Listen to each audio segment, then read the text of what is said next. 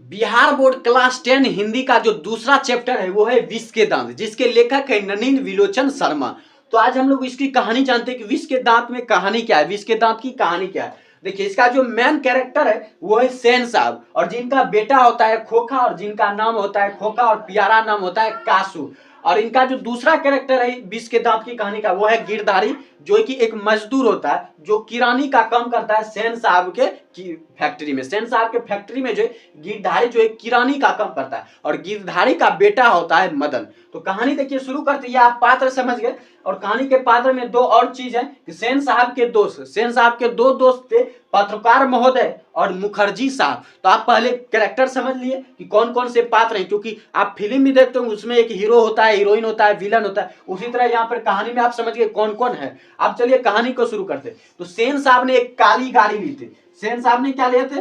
काली गाड़ी ली थी, और उस काली गाड़ी को ये इतना साफ सुथरा रखते थे, काली गाड़ी को जो सेन साहब इतना साफ सुथरा रखते थे कि उसमें आप अपनी परछाई देख सकते थे। इतना साफ सुथरा उस काली गाड़ी को ये रखते थे। कौन? सेन साहब। और जो इनकी 5 बेटियां थी, सेन साहब की जो है 5 बेटियां थी, वो थी सीमा रजनी, शेफाली, सीमा रजनी, शेफालो, आली, आरती। तो सेन साहब की 5 बेटियां थी, वो थी सीमा, रजनी, शेफाली, आलो, आरती। सेन साहब की कितनी बेटियां? 5 बेटियां। सीमा, आरती, रजनी, शेफाली, आलो, तो ये 5 बेटियां थी। उनका बेटा कितना था? एक बेटा था जो सबसे छोटा था और सबसे दुलारा था, वो था खोखा। और खोखा का दूसरा नाम क्या था? वो था कासू। तो आप समझ गए कहानी कहां से शुरू होती है? काली गाड़ी से, कि सेन साहब ने एक काली गाड़ी ली थी, और काली गाड़ी को इतना वो साफ सुथरा रखते थे कि वो उनमें आप अपनी परछाई देख सकते थे। कोयले के समान काला था लेकिन हीरे के जैसा चमकता था। तो लेकिन जो इस काली गाड़ी को जो किसी को खरोचने तक का अधिकार नहीं था। अगर कहीं पर खरोच पड़ गया तो गाड़ी का देखभाल करने वाले नौकर का तो खैर नहीं था। इतना जो ये सेन साहब घमंडी थे। तो सेन साहब जो बहुत ज्यादा घमंडी थे, क्योंकि वो अपने गांव के जो बहुत बड़े जमींदार थे, और इनकी फैक्ट्री थी, जिनके फैक्ट्री में किरानी का काम करता था गिरधारी, और जिसके बेटे का नाम था मदन। तो ये जो है, अब चलते हैं इसके व्यवहार पर, इसका कैरेक्टर क्या था। तो सेन साहब जो अपनी 5 बेटियों को जो ना तो खेलने का अधिकार था, ना पढ़ने का अधिकार था, ना घर से बाहर निकलने का अधिकार था। तो सेन साहब की 5 बेटियां जो मूर्ति के समान हमेशा घर में पड़ी रहती थी। लेकिन उसका बेटा जो था खोखा कासू, उसको पूरी आजादी थी। वो कोई सामान तोड़ फोड़ भी दे तो कोई दिक्कत नहीं, इसका 100 गलती माफ, 100 क्या करोड़ों गलती माफ, जितना ये गलती कर सकता था, ये आजाद था पूरा तरह से खोखा। लेकिन इनकी 5 बेटियों को जो है कुछ भी खरोच तक करने का घर में अधिकार नहीं था। तो खोखा के बाद जो कहानी शुरू होती है, उनके सेन साहब के जो दोस्त हैं पत्रकार महोदय मुखर्जी साहब, ये सब घर आए हुए होते हैं। और ये सब घर आए हुए थे तो ड्राइंग रूम में बैठकर सब चर्चा चलने लगती है। और जब सारे दोस्त बैठते हैं और बेटे सबके साथ में थे तो चर्चा चलने लगी किसका बेटा क्या करेगा। तो सेन साहब जो है और पत्रकार महोदय में चर्चा चलने लगी, तो पत्रकार महोदय ने सेन साहब से पूछ लिया कि जो है तुम्हारा बेटा खोखा क्या करेगा, खोखा क्या करेगा। तो सेन साहब बोला मैं तो अपने बेटे को इंजीनियर बनाऊंगा,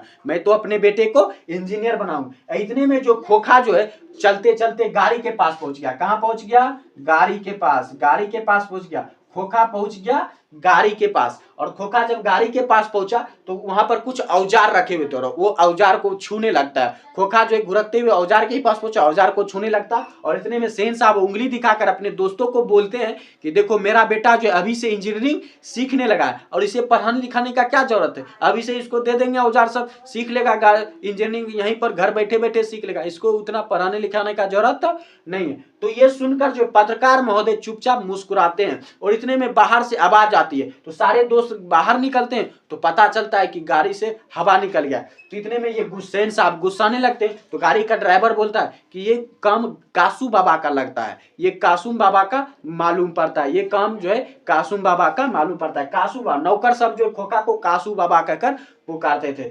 तो जो पत्रकार महोदय फिर सेन साहब जो बोलते हैं ड्राइवर को कि पंपर को बुला और इसमें क्या भर दो, हवा भर दो। तो हवा भरने लगता। और इतने में जो मुखर्जी साहब की गाड़ी पूरी तरह से ठीक थी, तो मुखर्जी साहब गाड़ी पे चढ़ के अपने घर को निकल लेते हैं। तो मुखर्जी साहब चले जाते हैं। और इसके बाद देखिए कहानी दूसरे पार्ट में क्या शुरू होती है, इंटरवल के बाद, जैसे फिल्म में इंटरवल होता है तो मेन इंटरवल यहाँ पर कमा, और दूसरे इंटरवल में जो आता है मदन, मदन जो अपने मैदान में खेल रहा होता है, फील्ड में जो खेल रहा होता है, गेंद खेल रहा होता है, इतने में खोखा भी वहां पहुंच जाता है, और खोखा पहुंच जाता है तो मदन गेंद खेल रहा होता है, तो गेंद जो एक बार खोखा के पास चला था और खोखा उस गेंद को ले लेता और देने का नाम ही नहीं लेता, और मदन जो है इसी चक्कर में खोखा को क्या करता है, पीट देता है। जब खोखा को जो मदन पीट देता है तो इसकी आवाज जो है सेन साहब के महल तक पहुंच जाती है, और सेन साहब जो गिरधारी को बुलाते हैं फैक्ट्री से और इसको धमकाते हैं कि अपने बेटे को समझाओ, और ऐसे ही लड़के जो आगे चलकर गुंडे बनते हैं, ऐसे ही लड़के जो आगे चलकर